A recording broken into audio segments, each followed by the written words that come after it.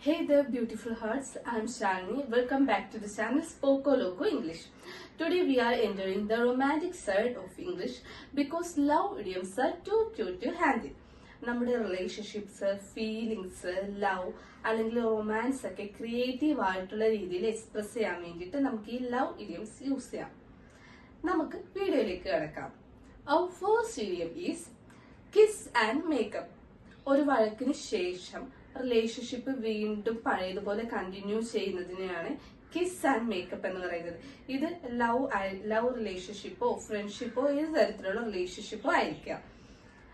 നമുക്ക് ഒരു പാർട്ടി ഉണ്ട്. അപ്പൊ ഈ പാർട്ടിക്ക് മുമ്പ് അവരവരുടെ വഴക്ക് തീർത്ത് വീണ്ടും പഴയതുപോലെ സ്നേഹത്തിലാകുമെന്ന് ഞാൻ പ്രതീക്ഷിക്കുന്നു എന്ന് നമുക്ക് പറയാൻ വേണ്ടിയിട്ട് I hope they kiss and make up before the party.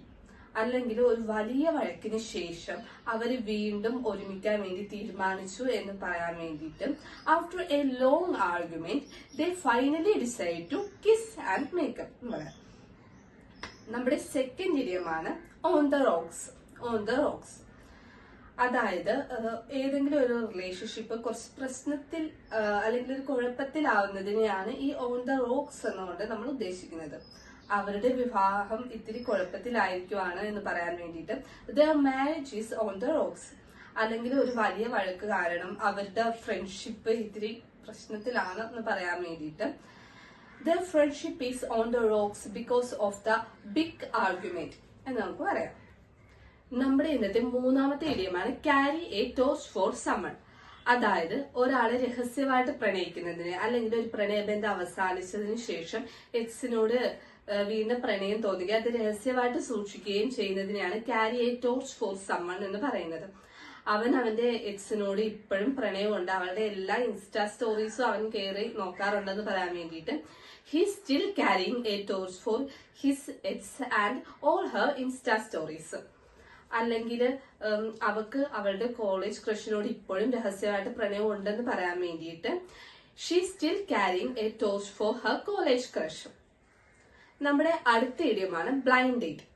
ഇതുവരെ കണ്ടിട്ടില്ലാത്ത രണ്ടുപേര് തമ്മിൽ ഡേറ്റ് ചെയ്യുന്നതിനെയാണ് ബ്ലൈൻഡ് ഡേറ്റ് എന്ന് പറയുന്നത്. നമുക്ക് സെന്റൻസ് നോക്കാം. അവൻ അവന്റെ ഭാര്യയെ കണ്ടുമുട്ടിയത് യാദൃശ്ചികമായിട്ടാണ് അല്ലെങ്കിൽ മുൻപരിചയം ഇല്ലാതെയാണെന്ന് പറയാൻ വേണ്ടിയിട്ട് he met his wife on A blind date. അല്ലെങ്കിൽ എന്റെ ഫ്രണ്ട് മുൻപരിചയം ഇല്ലാത്ത ഒരാളുമായിട്ട് ഡേറ്റ് ക്രമീകരിച്ചിട്ടുണ്ട് എന്ന് പറയാൻ വേണ്ടിയിട്ട് my friend set me upon A blind date. ലാസ്റ്റത്തെ ഇഡിയമാണ് ഹാർട്ട് സ്കിപ്സ് എ ബീറ്റ്.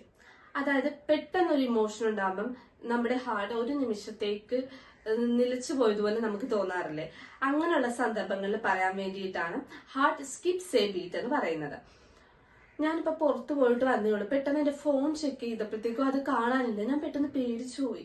ഇത് പറയാൻ വേണ്ടിയിട്ട് I thought I lost my phone, my heart skipped A beat. അല്ലെങ്കിൽ നിങ്ങളുടെ എക്സാം റിസൾട്ട് നോക്കുക, പെട്ടെന്ന് നിങ്ങൾക്ക് റിസൾട്ട് കണ്ടപ്പോഴത്തേക്ക് നിങ്ങൾ ഞെട്ടിപ്പോയി. ഇത് പറയാൻ വേണ്ടിയിട്ട് my heart skipped A beat when I so my exam result. And that's a wrap on today's lovely lesson. Hope you these idioms will help to improve your English. If you fell in love with this content, don't forget to show some love by liking, sharing and subscribing to the channel. Until next time, keep your heart open and your vocabulary high. See you in next video.